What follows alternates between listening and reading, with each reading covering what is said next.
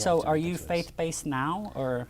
I was actually just going to ask you the same thing, as far as, do you believe that there is a God, or are you not sure, or are you not, just while you're still talking about your experience before I move to mine?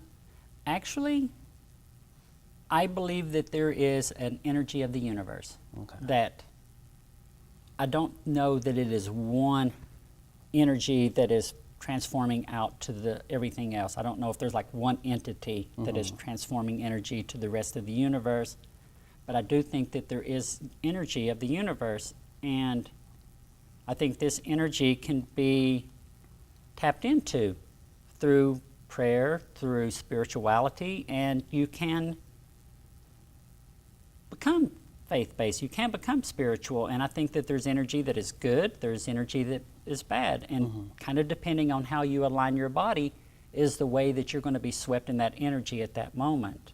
Sure. And I think that like all of the great faith-based people that have been on the planet, Muhammad, Jesus, everybody, I mean, Abraham, Moses, just on and on, all of these faith-based people, I think the universe spit them out to us, in lack of a better word. The universe gave them to us as a guide to say, hey, these people can help you to become part of the positive energy and not the negative energy. Right. And so, yes, I do believe that there is something bigger outside of us. Okay. And I truly want to be a part of that energy, and I'm trying my best to do that. Right. But I'm not necessarily to the point anymore to where I think I have to go to a physical location to tap into that energy. Sure.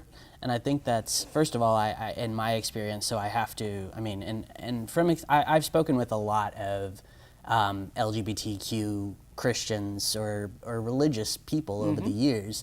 And so I feel fairly confident in saying that there's enough of us that have shared this experience that I have to assume it's fairly common, that when you're raised in a faith-based home, whatever that faith may be, it's really common to feel a desire to connect with that in some way later in life, even after you've decided, okay, God wasn't condemning me. I'm not, there is nothing wrong with me. I don't need to change in order to live but you still feel that yearning. And I refer to myself as this in all regards of my life, not just a spiritual one, but I always just call myself humbly a work in progress, because I'm always changing, always growing. I feel like everyone has this obsession with having everything figured out, but if you have everything figured out, you have nowhere left to go. Exactly. So I have no desire to be all figured out. I'm happy to kind of keep growing and changing.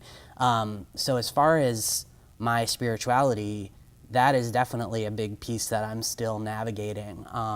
One thing that I've kind of come to a pretty finite conclusion regarding is that I don't like the idea of religion, because religion is a man-made organization, institution that I think was founded by one, depending, each religion's different, but, sticking with the religion that I was raised, which was non-denominational Christian, it was this one group of men who wrote the Bible and who based those teachings and those words and those laws and things that they governed in the way things were at that time in their own experience.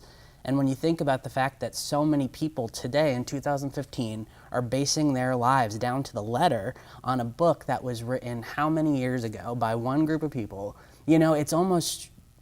it's ridiculous when you think about it that way. And when you consider all the other factors as far as language and translation and just the passage of time and the way that cultures change and times change. And I won't go into all of my little sub-theories, but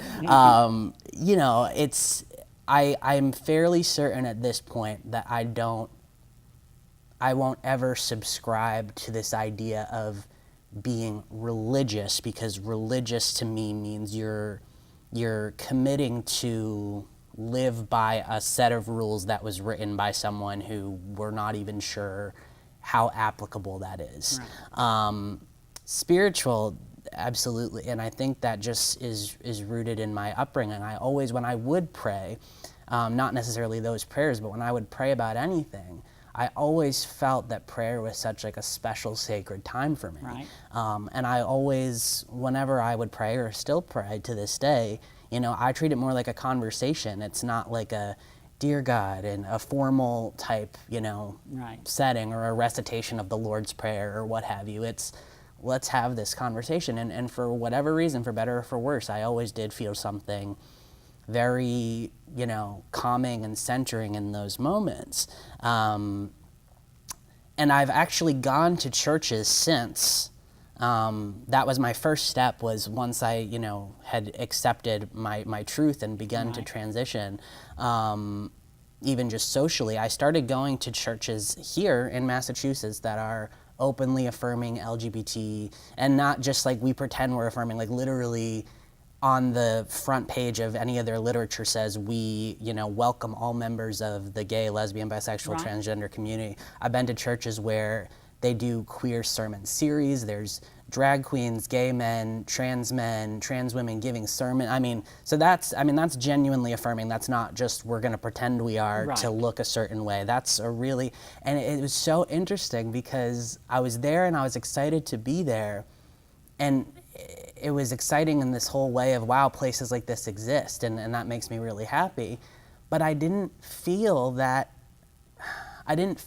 same, I guess, feeling of maybe being centered or connected as I had in my church growing up. And that was so hard for me to quantify. It was like, well, wait a sec. You're like, what's going on? Yeah, why now that I'm in a space where I could shout at the top of my lungs that I'm Right. transgender and everyone would embrace me, why am I not? And so I think that is what maybe solidified that this, you know, it's not religion that's for me. And maybe, like you said, maybe that is because I was scarred and damaged and really, really deeply changed by